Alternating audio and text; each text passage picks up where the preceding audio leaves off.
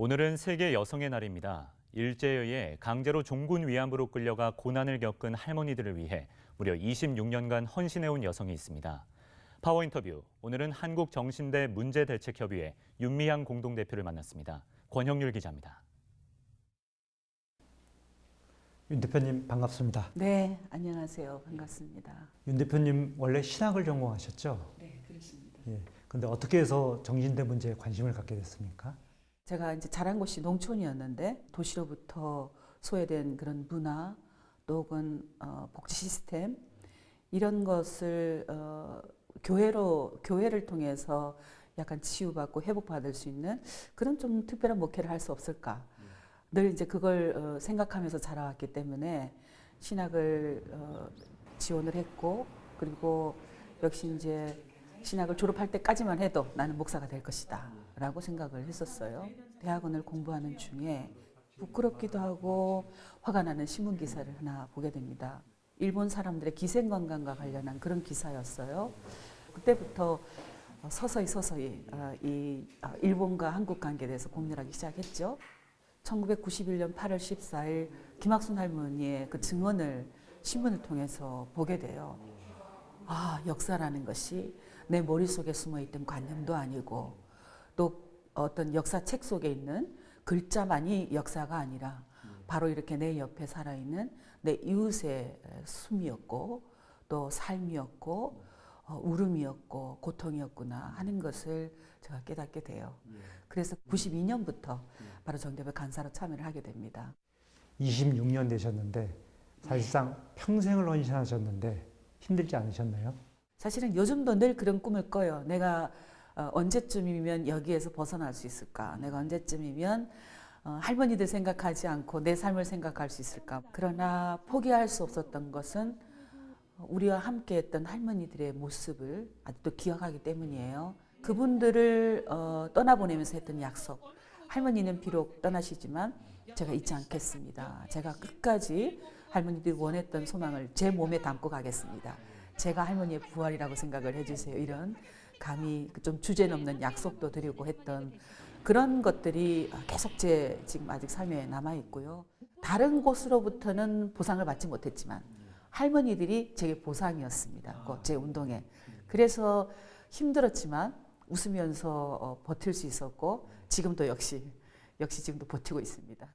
한일 두 나라 정부 합의 계속 논란이 되고 있는데요. 어떤 점이 제일 문제라고 생각하십니까? 가장 중요한 것은 이런 인권 침해 피해자 문제를 해결하는 데 있어서 중심에 둬야 되는 것은 바로 피해자들의 중심이 있어야 되죠. 그렇죠. 네. 그런데 2015년 12월 28일 한일 합의는 피해자에게 동의도 구하지 않았지만 피해자들이 25년 동안 26년 동안 요구해왔던 요구가 하나도 담겨져 있지 않았다는 것. 우리가 원했던 것은 일본 정부가 명백하게 이 문제에 법적 책임이 있다는 인정하고 그리고 배상하는 것이다 라는 것을 요구한 것이었죠. 그런데 이번에 역시 합의를 통해서 했던 것은 배상도 아니고 어떤 일본의 지원금, 위로금을 한국 정부가 피해자를 지원하는 재단에 출연하는 겁니다. 외국 공간 앞에 그런 조형물 세우는 게 국제적으로 정말로 문제가 되는 건가요? 저희들은 그렇게 보지 않습니다. 소녀상은 그 문구에도 그렇고요. 내용으로도 봐도 그렇고 일본에 대한 분노라든가 일본에 대한 어떤 저주라든가 일본 정부 얘기하는 것처럼 반일이라든가 이런 문구는 찾아볼 수도 없어요. 폭력적이지도 않습니다. 오히려 슬프고 오히려 뭐라 그럴까요? 아프고 또 다른 한편으로는 고요한 평화가 느껴지는 그런 그냥 소녀상이죠. 오히려 지금 현재 어떤 국제 관행에 위배되는 역할을 하고 있는 것이 누구냐? 국제 역사상 이런 전례가 없잖아요.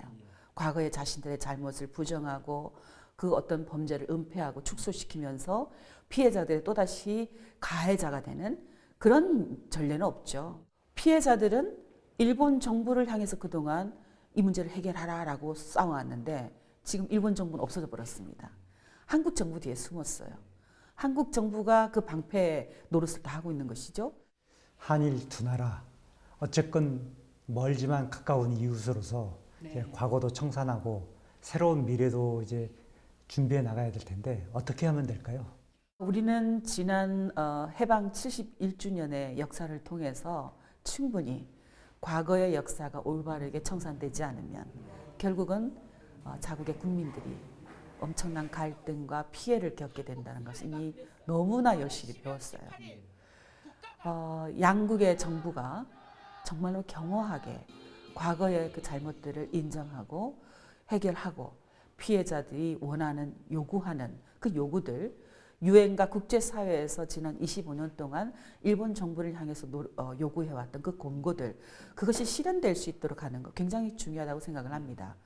윤 대표님께서 정말 오랫동안 무거운 짐을 지고 오셨는데 이 짐에서 벗어날 수 있는 그런 날이 빨리 왔으면 좋겠습니다. 네, 그날이 우리 모두에게 해방이라고 생각을 합니다. 예, 감사합니다. 네, 고맙습니다.